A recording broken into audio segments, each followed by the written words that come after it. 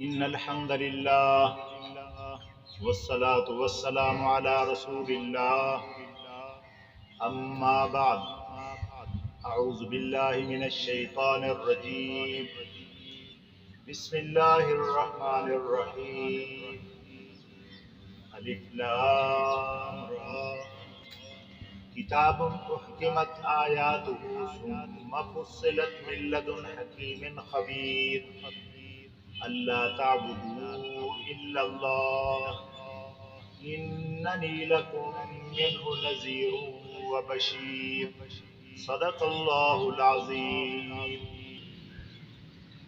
محترم سامعین، پچھلے پروگراموں میں مشرکین مکہ کا عقیدہ ذکر کیا تھا کہ وہ کن چیزوں کی عبادت کرتے تھے۔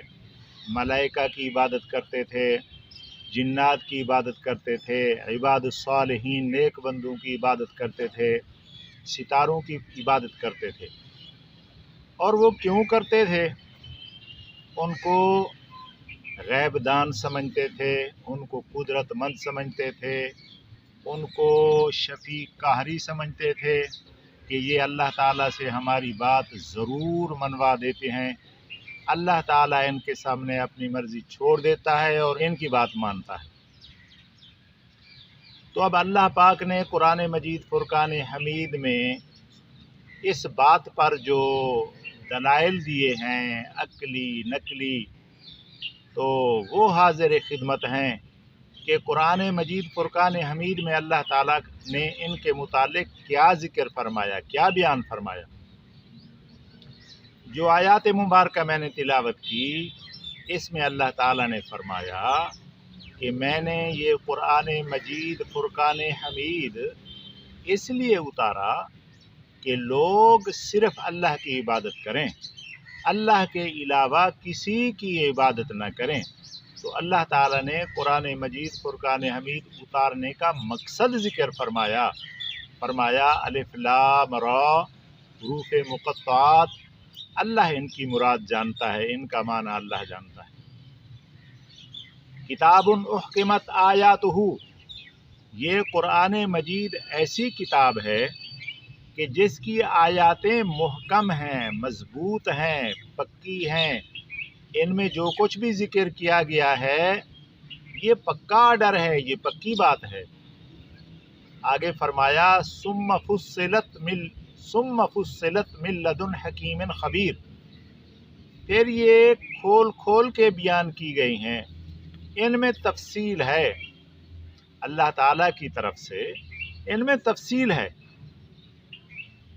کون اللہ؟ جو حکیم بھی ہے اور خبیر بھی ہے۔ کیا معنی؟ حکیم ہے، حکمت والا ہے، سارے کام حکمت سے کرتا ہے، سارے کاموں کے فیصلے وہی کرتا ہے، تو حکیم ہے۔ کیا معنی؟ قدرت مند ہے، طاقت والا ہے، کر سکتا ہے۔ اور خبیر بھی ہے، خبردار ہے، خبر رکھنے والا ہے، جاننے والا ہے، غیب دان ہے۔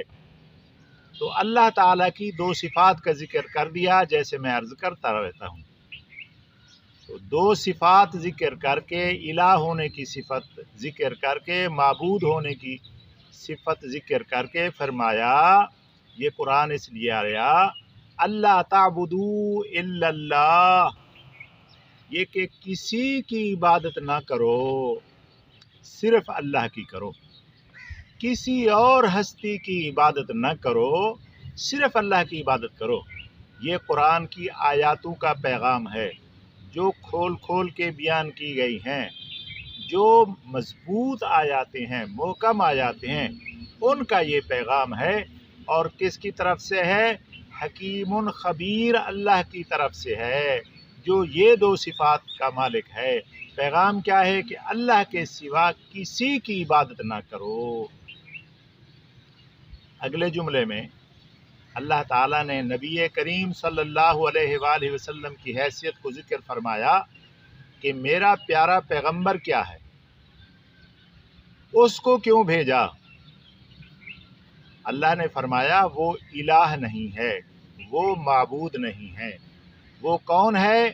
میرا پیارا پیغمبر इन्ननी लकुम मिन्हु नज़ीर व बशीर। अल्लाह ने फरमाया कि बेशक मैं तुम्हारे लिए अल्लाह की तरफ से नज़ीर और बशीर बनाकर भेजा गया।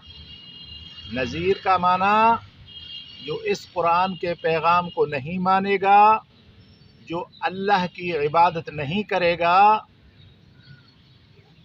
उसके लिए नज़ीर हूँ, जहन्नम की खबर देता हूँ, जहन्नम के ख़तरात से आगाह करता हूँ कि ना मानने वालों के लिए जहन्नम है, तो जहन्नम के ख़तरात से आगाह करने वाला हूँ, मैं नज़ीर हूँ।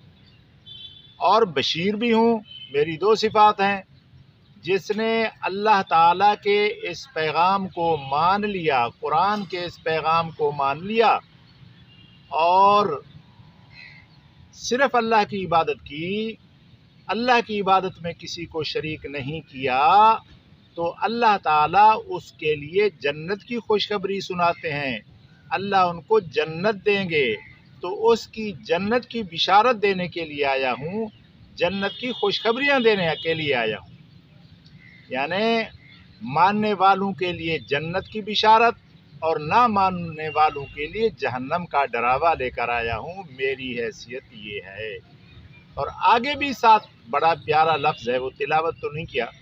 फरमाया व अनिस्तगफिरू रब्बकुम, व अनिस्तगफिरू रब्बकुम, और हुक्म ये है कि अपने रब से बख्शिश तलब करो, अपने रब से बख्शिश तलब करो। क्या माना? जो तुम्हारा रब है। ये बात तवज्जो से सुन लें कि कुरान मजीद फुरकान हमीद में दो लफ्ज़ बार बार आते हैं और इकट्ठे आते हैं, एक इबादत का लफ्ज़, एक रब का लफ्ज़। तो अल्लाह ताला ये बतलाना चाहते हैं, दोनों बातें इसलिए फरमाते हैं इकट्ठे, आगे पीछे हो सकती हैं लेकिन इकट्ठे ज़रूर होती हैं, कि तुम्हारा रब मैं हूँ, तुम्हारा पालने वाला मैं हूँ, तुम्हारा परवरदिगार मैं हूँ, सारी नेमतें अता करने वाला मैं हूँ। जब मैंने सारी नेमतें अकेले पैदा की हैं, अकेले तुम्हें दी हैं, मेरा कोई शरीक नहीं, तो तुम भी सिर्फ मेरी इबादत करो, मेरी इबादत में शरीक न करो। तो अल्लाह ताला क्या फरमा रहे हैं? व अनिस्तगफिरू रब्बकुम। अगर इसमें गलती हो गई, इबादत गैरुल्लाह की कर ली, इबादत में किसी को शरीक ठहरा लिया, तो इस गुनाह से तौबा करो। कैसे करो? अपने रब से, रब को याद करके, या रब तूने सब कुछ दी लेकिन हमसे गलती हो गई, हम आपकी इबादत सही माने नहीं कर सके, हम तौबा करते हैं। तो अल्लाह ताला ने इसका गुनाह भी जिक्र फरमाया और तरगीब भी दी कि तुम इससे तौबा कर लो। तो अल्लाह ताला मुझे और आपको इन कुरानी इरशादात पर अमल करने की तौफीक अता फरमावे। व आखिरु दावाना अनिल हम्दुलिल्लाहि रब्बिल आलमीन।